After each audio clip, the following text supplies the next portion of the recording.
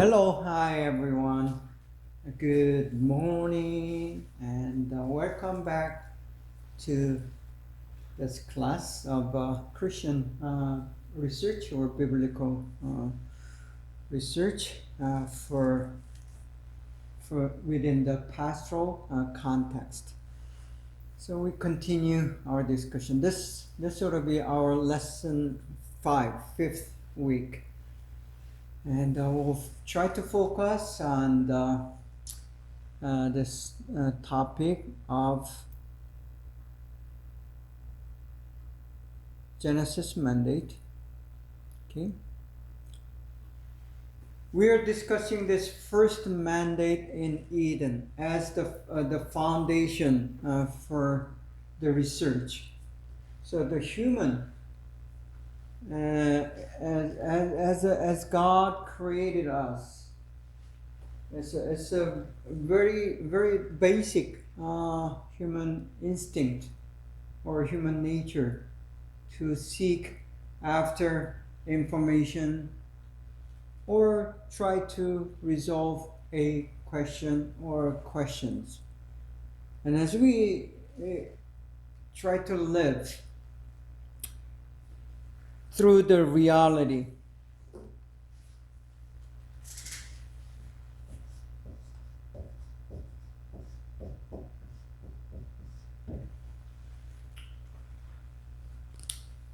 man has to do research, meaning that we investigate, examine our surroundings, the reality, and try to answer or respond to the given reality. So basically human life, it involves research.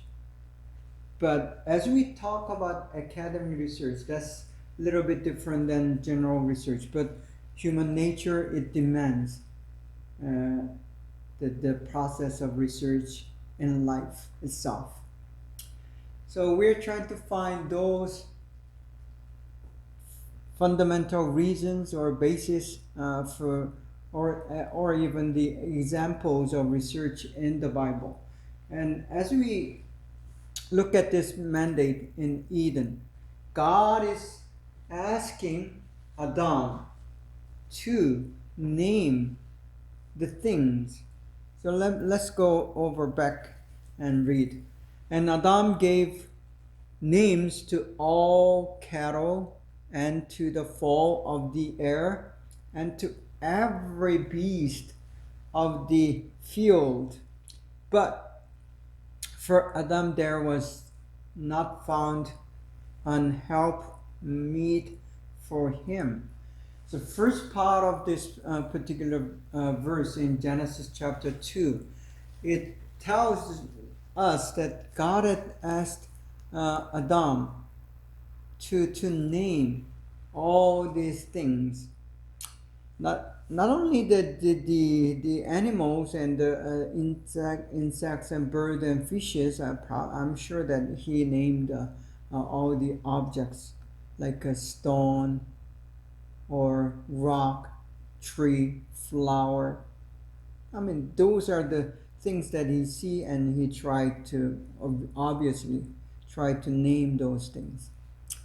And the naming is the implication of the naming is you need to identify each object. See, horse is different from cow.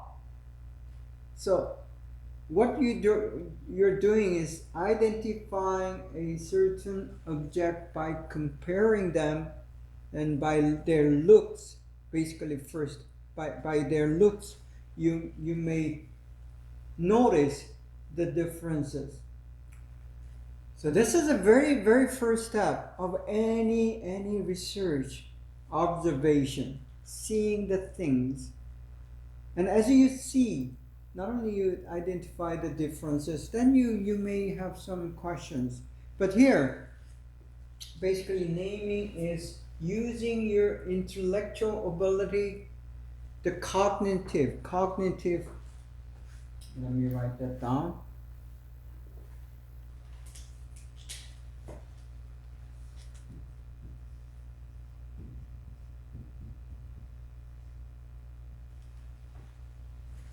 Cognitive means the intellect or the function of knowledge and so on.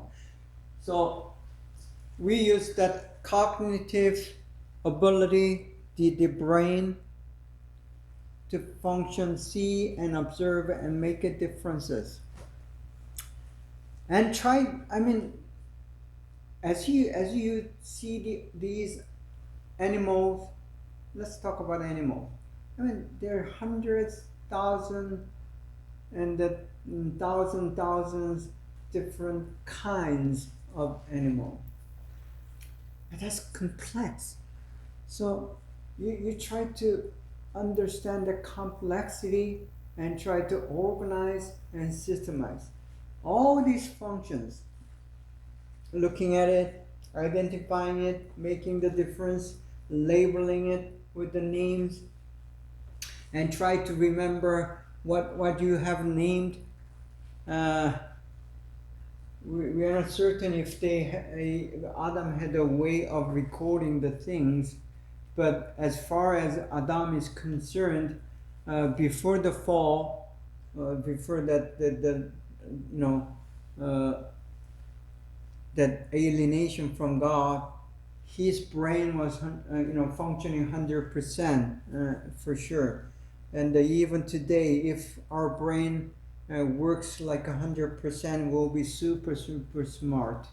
We are only using around 10%.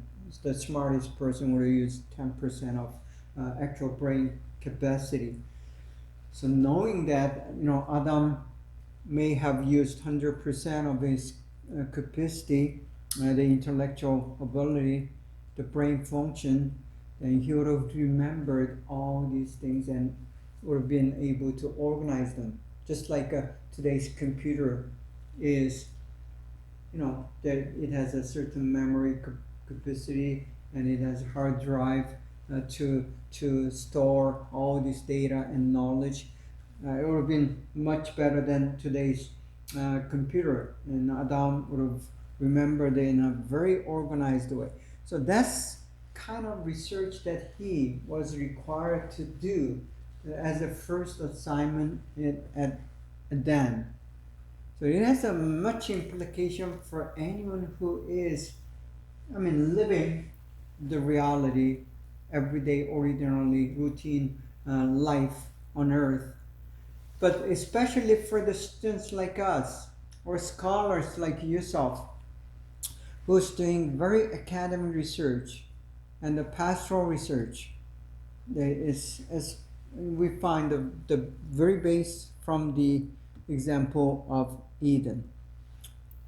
And it also demands creativity, distinctiveness, understanding the distinctiveness, and classifying and organizing. So these are the functions that is also exactly required as you do a academic or pastoral research. So your research would demand creativity. You have to be creative, especially when you're doing like a PhD, doctoral degree. It demands very new and creative theory or the contribution to the particular field that you're studying on. And of ability to distinguish from A to B or B to C or A to A dash. That's the ability that is given. Not all human beings, are capable of having the same ability to distinguish. So if you have a special ability to be able to distinguish the little small details, then you are a good candidate for a good researcher. So be happy. Classify and organize. Every academic study, it demands the ability to organize and to be able to classify, to label them in in a different way and sort them in a certain way, so you can look for it later on and make a reference to. And this ability to organize is also, it is a gift. It's not given to everyone. So if you have that ability to be able to organize the things, and then you might apply that skill to the academic field. And pastor, I mean, a Christian leader, you need to be able to organize. Okay. Then that exercise that God has given to Adam to name the things and objects and animals, the wording.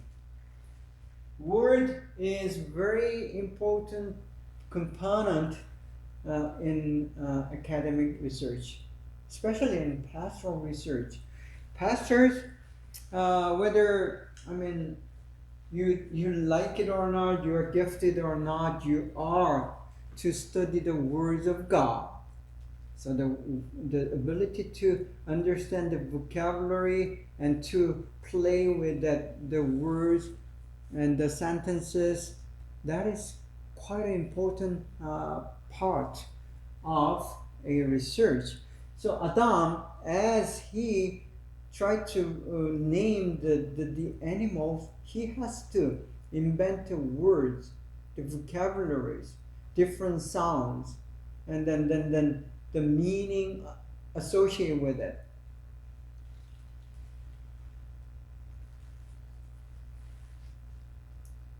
So the wording is also a key component in doing a research, or especially when you're writing a thesis or dissertation for the higher degree, like a master's and a doctoral degree, then wording is very important.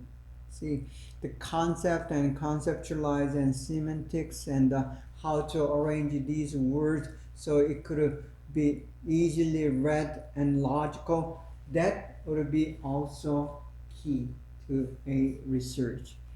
So we find that wording, ability to use word is key to the function of Adam as he tried to name these things.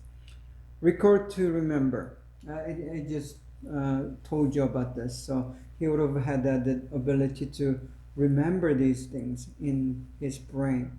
And even though the Bible does not say, it is possible that Adam would have had a certain way of recording, because the state of Eden, the Garden of Eden, that was when we are perfect. Just, the only thing is we did not know the good and evil, and that's the only thing that's missing in the context of Eden. And I'm sure that personally, I'm sure that the Adam and Eve had some way of recording the data. And then macro and micro. That's gonna be one paradigm that you need to remember as you become a researcher yourself, whether it's a pastoral research or whether it's an academic research or whether it's some other kind of research, whether it's a science, natural science, or liberal arts.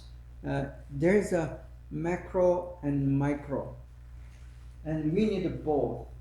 Macro means overall, general, the whole forest, while the micro means each plant or glass of flowers that are in the forest, or the little insects. You're looking at each and every insects and animals in there. That's micro. So the research, it demands us to have the micro and macro perspective, both of them.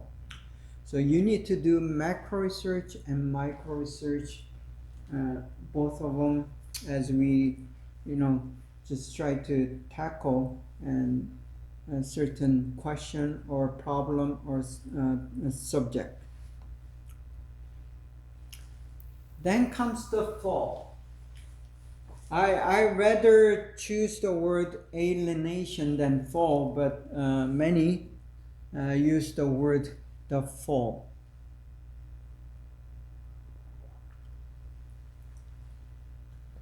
Meaning we fell from where we are supposed to be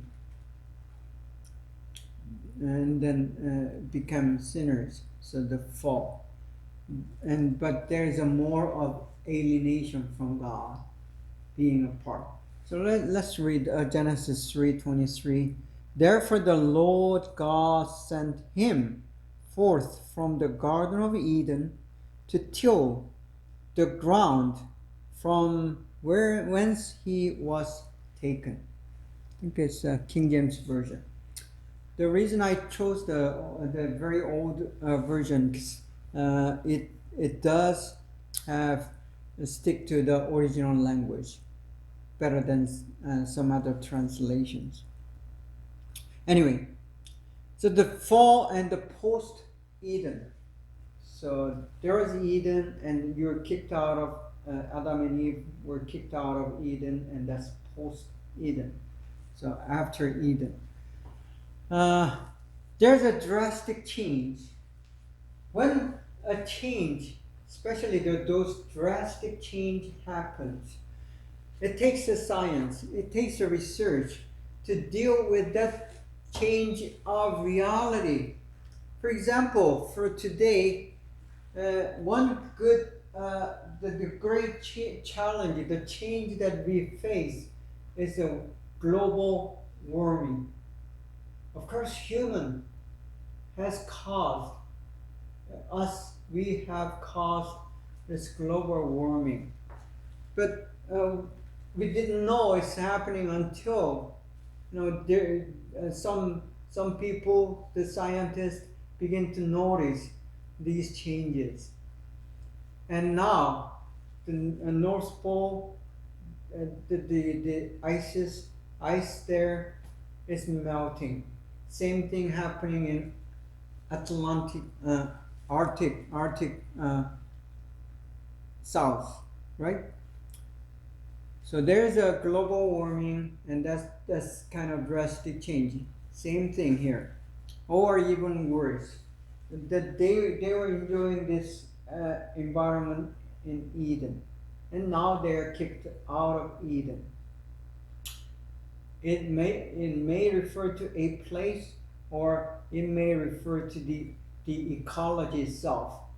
So even though they were in the same place, it might be changed, different climate. But the Bible records there's Eden, and they were kicked out of that particular region and area and went into the less favorable condition or ecology or environment. So when you face these things, then you need to do the research. So what they did after the fall, and they found out they are naked. It has two senses. One's a moral awareness of their spiritual awareness of them being naked, meaning they are without God. They are separated from God. That's one sense. And then physically they are naked. Well, why is it an issue? Other than the shame caused by their own sin and finding out that they are in this shameful, kind of not so favorable looking condition. But the weather also probably is changing. It's colder, hotter. So they did the research was to look for the material so they can cover themselves, and they find the fig tree, and then then they make a apron, says the Bible, or the cover for themselves. And then there's not only the change brings the confusion. You're confused. Your mind is not in the same stable condition, and then that means problems and issues, and also challenges. Most of the challenges that human being face as we try to live against or interact with the reality, that is gonna be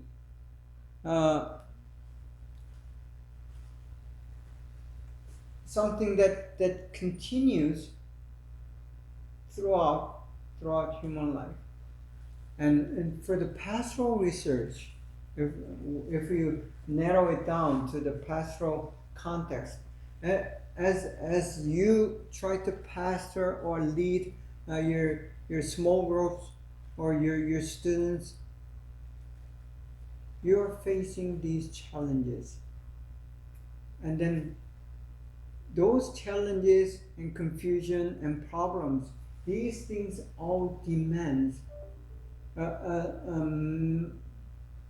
a systematic approach trying to resolve, and you learn from the errors. So you make mistakes and you learn and you make corrections next time, a little bit better and improve.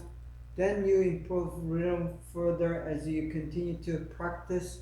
So that's how the research is happening. No research is perfect.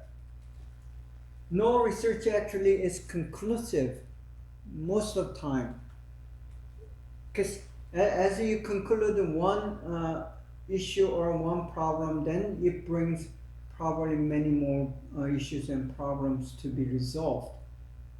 So the research is like a never-ending process, because our human life is never perfect, and it will never be completed and reach perfection as we live.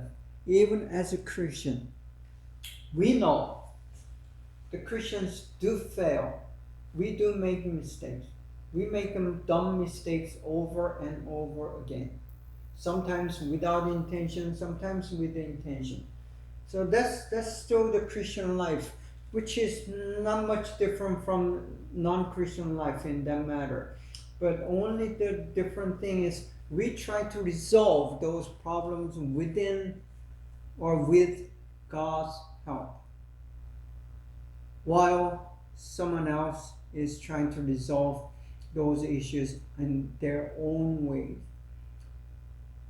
So the Bible does not say that all the problems and issues and challenges are going to be gone as you become a believer. No, it's still there. The same challenges, same issues, and it's actually it adds more serious problems and issues once you become a Christian, because you have to think of the biblical and Christian and godly ways, plus just general issues and problems.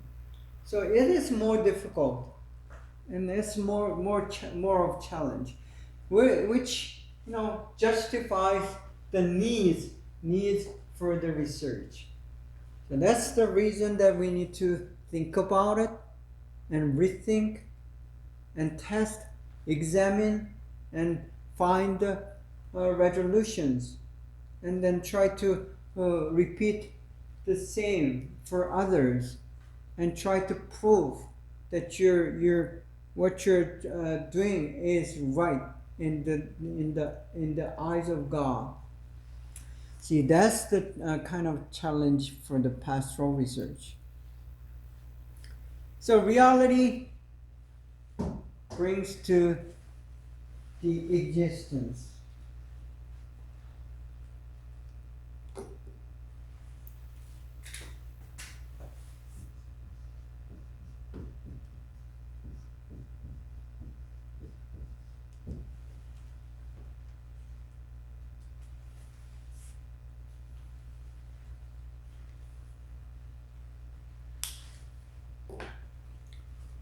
existence for us human beings on earth just after the Eden. So they were kicked out of Eden. And what happens is God curses the land. And God curses the serpent, the snake, who is a Satan. I mean, God curses Satan and the earth. But he did not curse Adam and Eve, because God would not do that. He is able to do that, but God does not curse them, but put them in very kind of rather difficult existence. So the earth is cursed and it does not produce. When it does not produce, you have to work on it. In the Garden of Eden, it was a perfect condition for the plants to bear fruits, and you don't have to work. It's automatic, it's natural. And the rain comes, I mean, there is no rain actually at the Garden of Eden. The water comes from the bottom, the earth, and it wets the plants as much as they need. Some plants need more, some plants need less. And it was automatic. The weather control, perfect, automatic system, because God was in control. And then they enjoyed the luxury of not working and then being provided. And they exercised and they were healthy and happy until that there was that temptation, and then the choice was given between good and evil. And then, we know the story. They choose to be evil. And survival becomes an issue. And that demands a research. Because you have to be effective and efficient. And how do we do that? By doing research and study. So survival, and then conflict. Not only it's between the issues with the earth and then the production of food, but there's a conflict with everything. Not only between man and woman. They try to finger each other, say, because of you, and they, create this conflict. And then we see the conflict between Adam, the Cain, and Abel. They fight, and Cain kills Abel for him being good to God. So the conflict. And then earth and human being. And then man and animals. Some animals become very, very aggressive and attack human being. So the conflict. And it does take mind of science to try to resolve that conflict. And you can react or proact. And the science, the research, is way of proact. Proact is reacting is you just respond spontaneously. Your emotion kicks in, and it's spontaneous. But proaction, it takes your brain, your cold mind to process and then try to resolve and then take over the issue rather than run by the problem. So that's proactive, being proactive. And the resolution. And we are trying to come up with a resolution so we can sustain this earthly existence, even though it is harsh. And when you are with God and when you're walking with God, this harsh context or harsh reality, very difficult reality, is no longer an issue. I mean, it is still an issue, but it becomes less of an issue because we know that we can overcome and eventually this thing is going to end. Same thing with the coronavirus. It's a real challenge and it's a matter for survival for some people. And it creates conflicts of interest, conflicts of using the resources and so on. And we may react or proact. And proact is making the medicine to be able to cure the coronavirus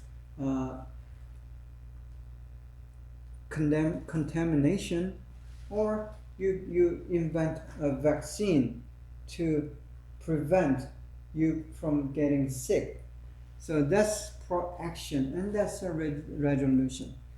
So existence, it means trying to resolve the issues and problems that are given.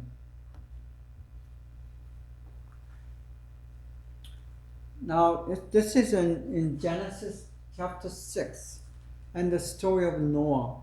Even the non-believers do know the story of Noah and the ark. Ark is a big ship. And make you an ark of gopher wood. Rooms shall you make in the ark, and shall pitch it within and without with pitch. Pitch is this dark stuff, the oil. Comes from the oil. When you dry oil, there's that black sticky stuff that's left, and it was probably available.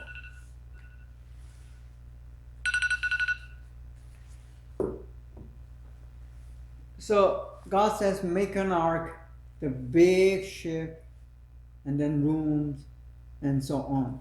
So the reason I quote this is this. Noah's narrative. The story of Noah, as we study this, the story of Noah, there's a lot of research and the study, the intellectual activity that's been involved in the building and then carrying out the mission of building an ark.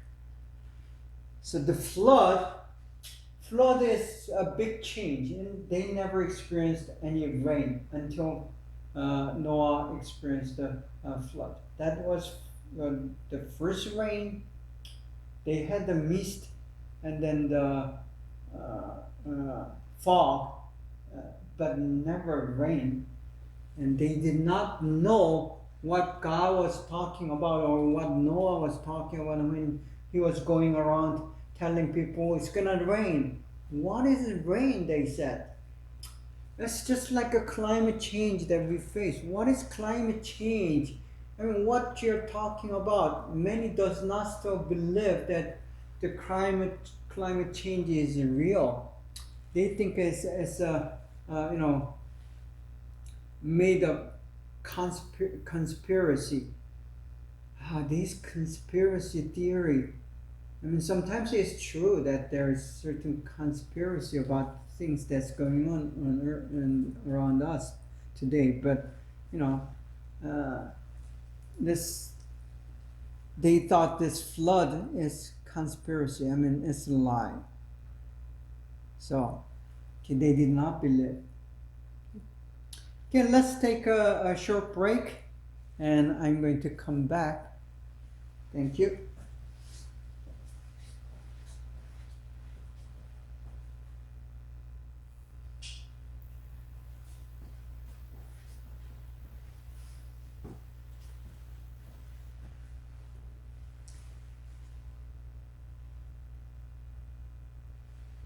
Okay, so we are back.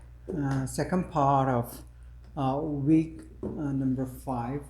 Week number 5 on the pastoral research.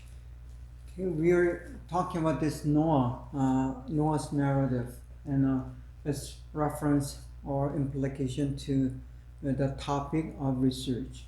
So the flood is a big change that is going to come. So how God does tell Noah, and God tells Noah, saying, "You're gonna build an ark. It's a humongous big ship. It's twice of the size of football field, and it's like today's there's oil tanker, the big ship that carries oil, crude oil from a place to B, right? It's a big ship. So the ark, and then it takes a lot of science, and science means new knowledge. See, he has never built an ark. Thus, God gives him a design, a very specific design of how it is going to be built, the shape, size, the structure, and then materials even, and so on. So it's technology and the engineering and so on. So I'm convinced, it's logical to assume that Noah had a good technology and the tools to build this large, humongous ship. It says that he did it by himself. So we don't have no idea actually how the technology and engineering skills were at the time of Noah. And my belief is that they had a very high technology, and the machines and tools and so on. So he was able to build that by himself, and it is safe for us to assume that these building of an ark did require a lot of research, even though God did gave Noah the direction and then the blueprint and everything. It's still Noah has to do work, and he did the research, because there's going to be a dramatic change of climate and weather, which is called the flood. And it would involve biology, because he has to pick 2, sometimes more animals to bring it in and reserve them, the species for the later on. So there's a lot of study of biology involved, and study of climate, of course, and then weather, because it has to do with the rain, and him opening the window later on when the rain is finished, and he has to figure out when to land and where to land and so on. So he sends birds out to bring the olive branch and so on. As you read the story of Noah, even if you're not Christian, please, of the knowledge, try to read the story of Noah, and it's gonna teach you something very new. And there's so-called catastrophe,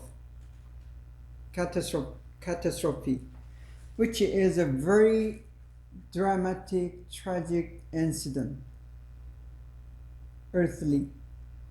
And then the story tells how Noah was able to manage himself doing the research and the following the result of research and actually making science into a actual practice and building a ship which he never probably have used before or seen. And so that's the story of science, the research, and how research would benefit and help them to survive. So at the end, it has to do with the survival at the basic level, and then the research helps you to survive better, or even sometimes find the best way to react or interact with the reality. So again, the research as I define is your response or reaction or interaction or proaction toward or against the reality. So that's the how we define the research. And in that sense, any human condition, whether you're a pastor or a teacher or just a member of church, a disciple or student, or a child in a Christian home,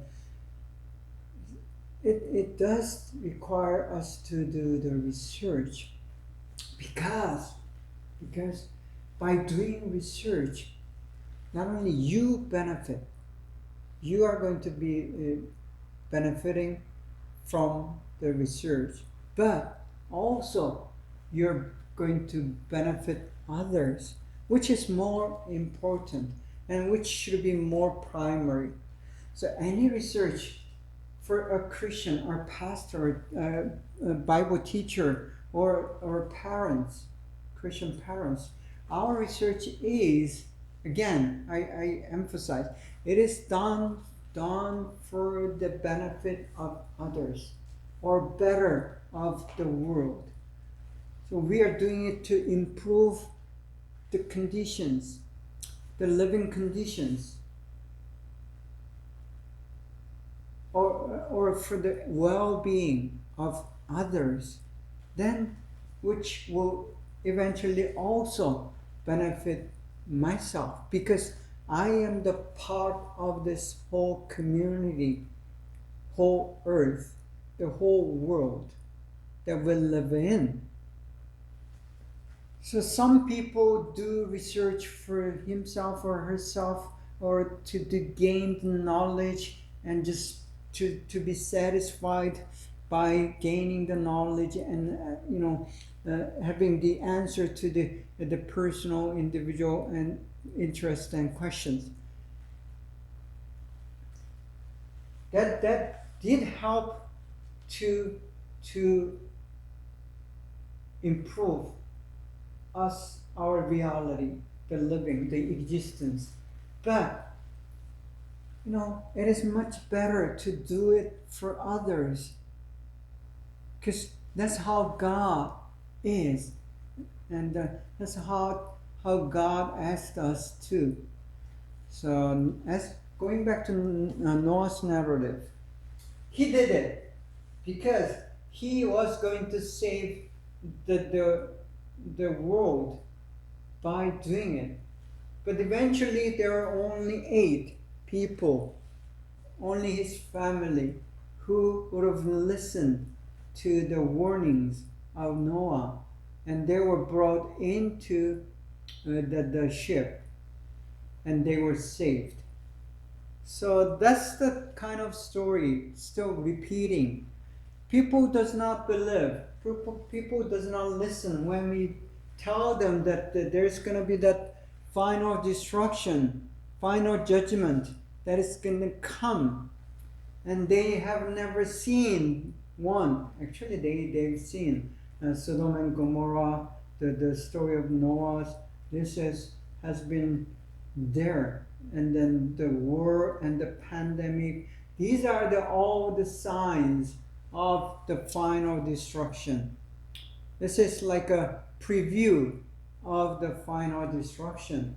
And then if you have the logical mind, it is easy to figure out that these previews going to be expanded, and then it's going to be more intensive in the final day,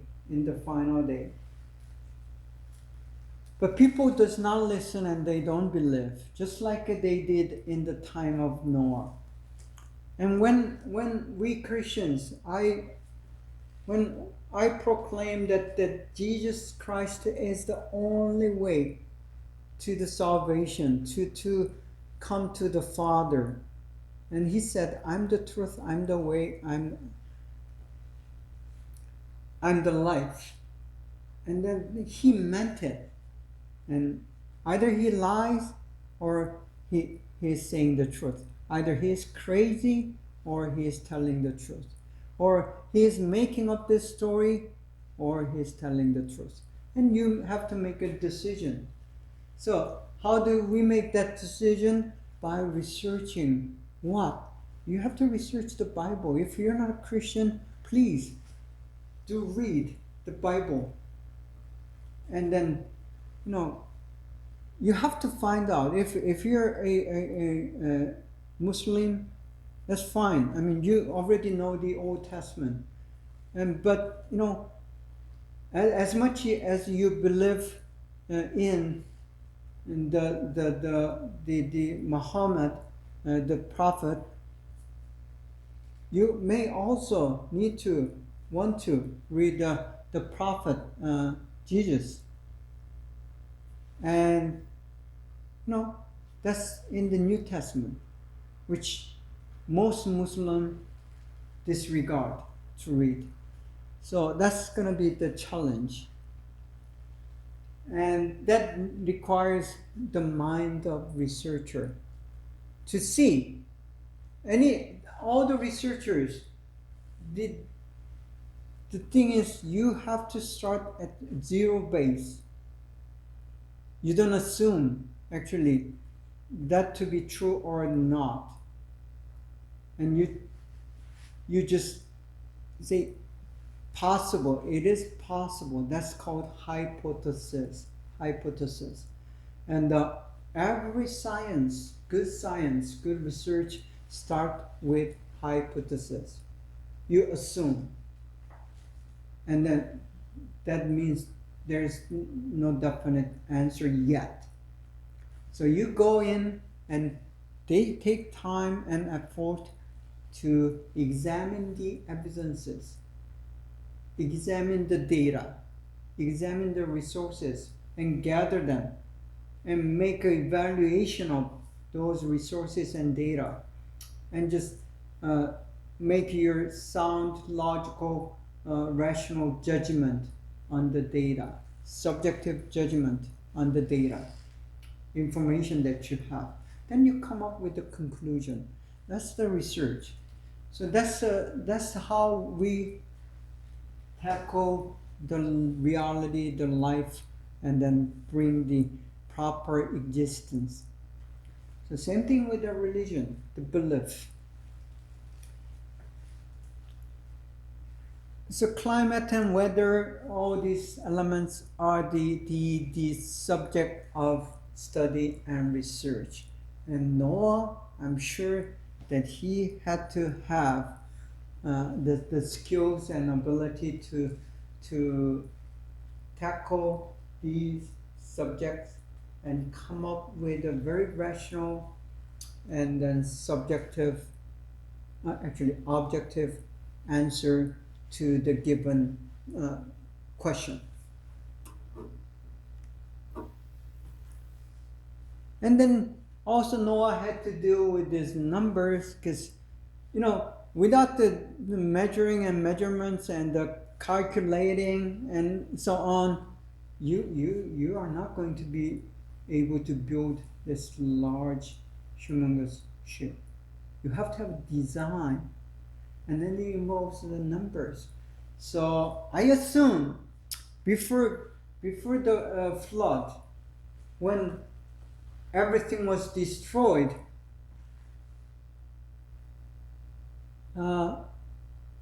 Noah must have had a very good mathematic skills, the knowledge, okay, and also the documentation. He should have had the way of drawing. Not only use his brain, then he has to have something to read and then write on. So even though the Bible does not say it, we can safely assume that there has to be some way of documentation. And then not only the calculation, documentation, then the experiment. We see that he is sending out the birds several times, and then that's an example of a good researcher who's doing the experiment. And then there is something called educated guess. That is a very key process in doing a research. It's a key element. When you're trying to build a theory or hypothesis, that does require an educated guess. And what do we do with the educated guess? You try to prove that guess, the possibility with experiment and then collecting data and so on. So that's what the research is. You're trying to prove your educated guess. And then sometimes the educated guess comes out as a result of your previous study, previous research. So your previous research may not be complete or perfect yet, but from what you have, then you're going to develop a certain theory that would work in a given situation and context. If that happens over and over and again, that becomes a real theory, meaning it's a principle. So theory becomes a principle by examining and testing. So when Newton, the English scientist, he saw an apple coming down to earth when it is ripe, he thought, oh, that he did not think that apple is good to eat. Okay, that's just general population. Most of us would do that. But he thought that they asked the question, why would an apple drop to earth instead of flying to sky? See? And then he guessed, and his educated guess says, everything that has weight, it falls to the earth. And is there some force that is drawing that weight is subject to the ground? So he assumes there has to be some power or the force of attraction, and then he eventually names it gravity. So that's how he processed his educated guess. Same thing with the Noah. Noah guess. This is educated guess. The bird brings a branch of fresh olive. He guessed, okay, there's land that is already dry and already been dry for at least certain period of time, month or two, so you can bring the olive new fresh branch. So that's kind of educated guess. That's how research is done. So we can find many more examples from the Bible that supports the need for the research, and then means and method for the research. So if you are interested, you can go further and study more on this. Now we'll go on to the next lesson.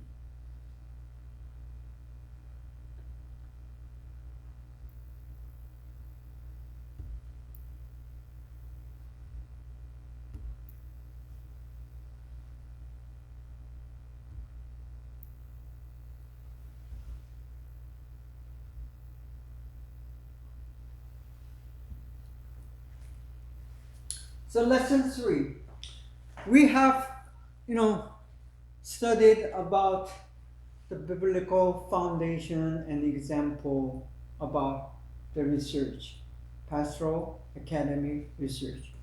So we conclude God has given us the ability and then mandate to do research and study, use our intellectual ability to process so we can face the reality.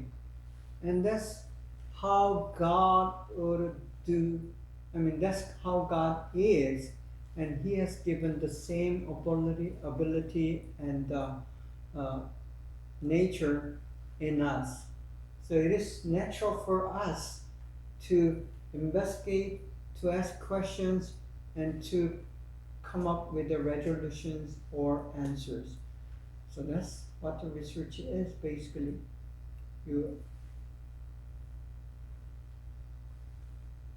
The reality brings the problem and issues and questions, and you need to deal with it by using your ability, the intellectual or cognitive ability.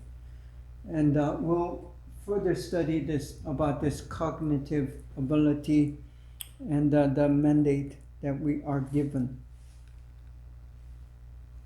So the humanity and science. Human curiosity. Other than having the issues and problems,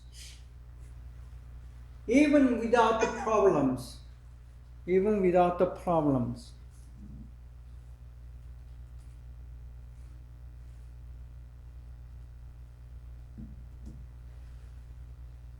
we have something called curiosity.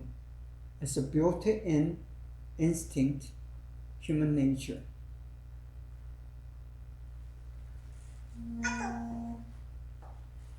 Excuse me.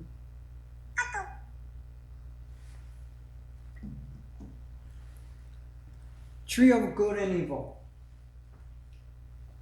One of the reasons, the reason that Eve,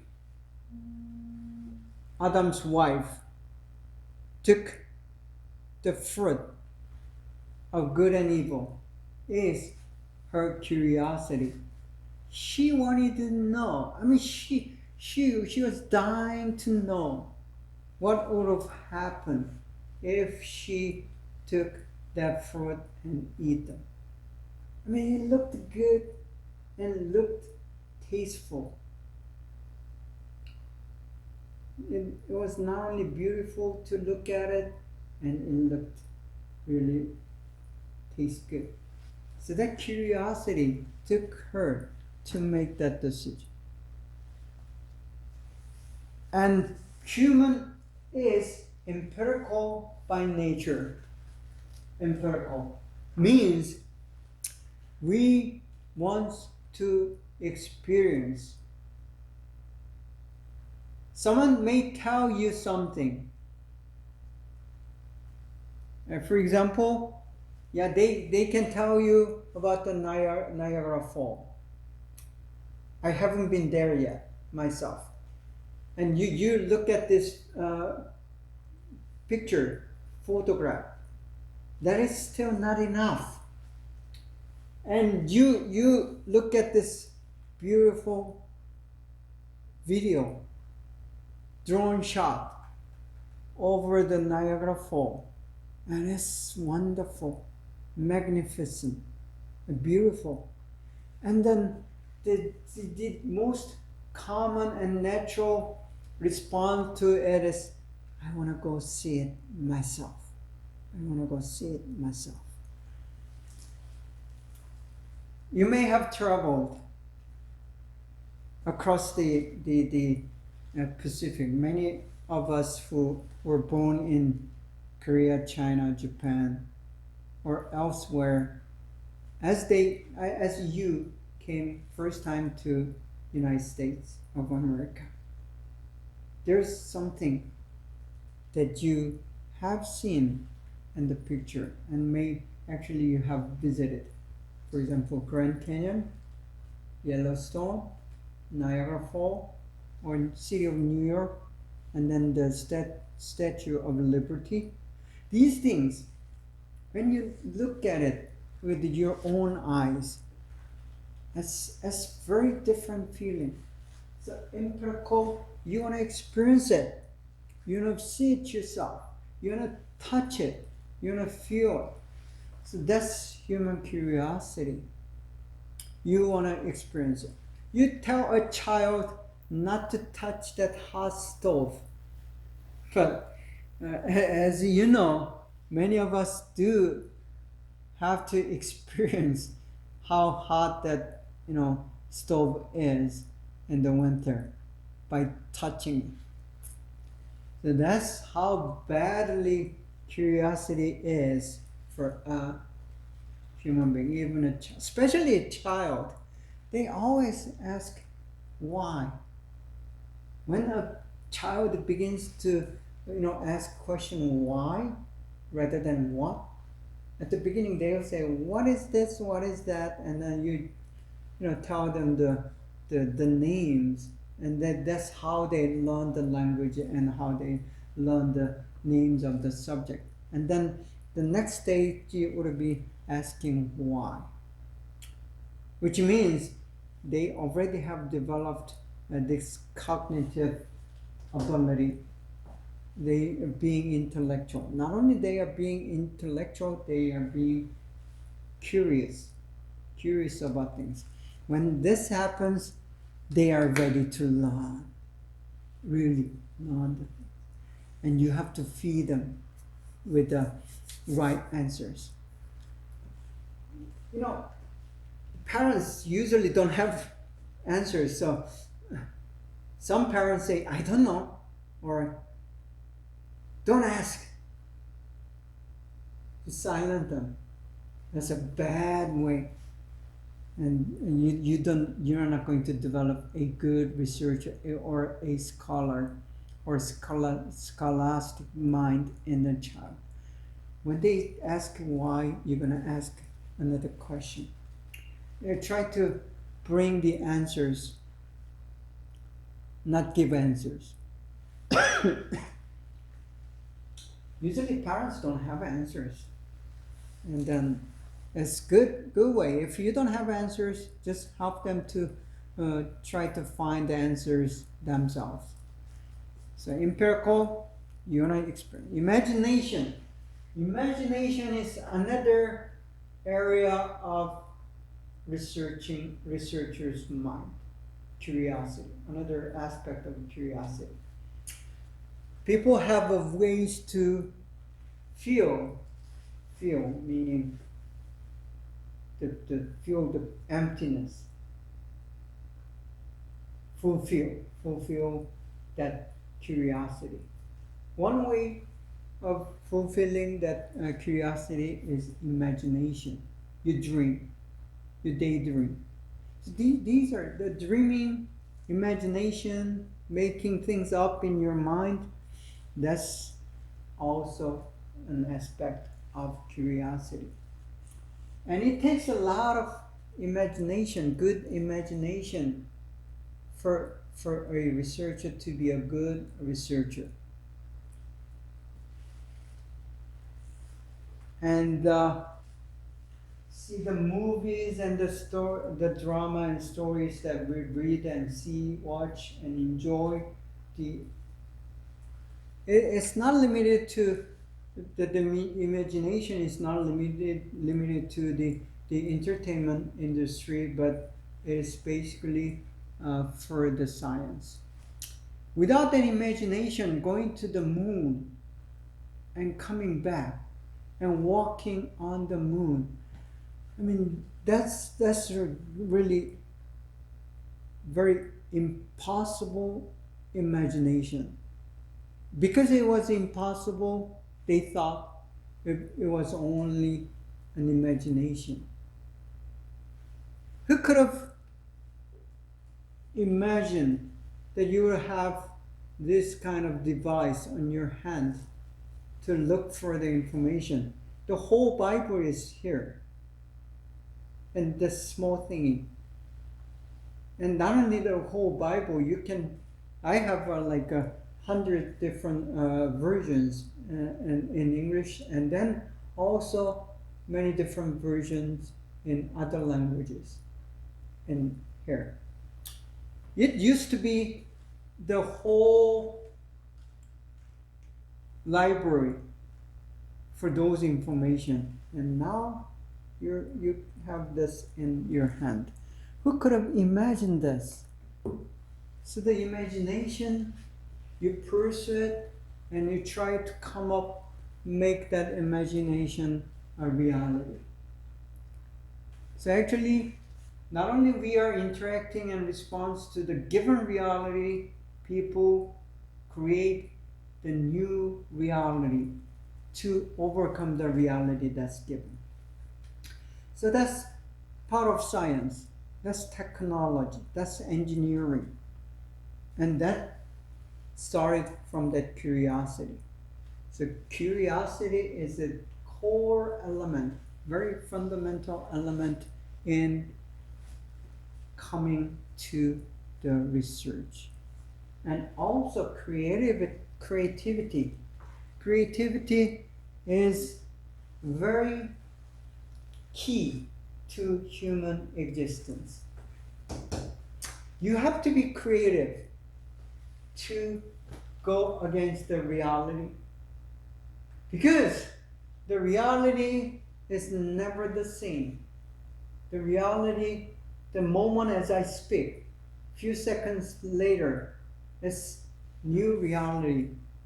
There's so many changes that are happening in the world outside this classroom. So the reality I knew about an hour ago is no longer valid. Meaning that you have the new reality every second. But more, to be general, a day after today, then we are going to face new reality. When there's these continuing changes, it demands continuing creativity. So you need to be very creative to tackle the reality that is constantly changing day after day. So good researcher is a creative researcher. He or she has to invent or come up with a new, not only new, that means not only just improved, but totally new, creative, which means there hasn't been any of these. So the smartphone is probably the most creative invention of this the last century. And we don't know what's going to be more. There's going to be something that's more creative than this. People become very creative. So there's foldable smartphone. Now there is a rollable smartphone, and so on. And one day, you may have the little chip in your brain or somewhere in your body that works as just as much as smartphone. I mean, those are those creative ideas that drives human generation, and so human curiosity is the most driving force for a researcher. Okay? I think time's up for this week, and thank you for listening and coming to the class again, and we'll continue on the discussion of how human nature has to do with research and science next week. Thank you again, and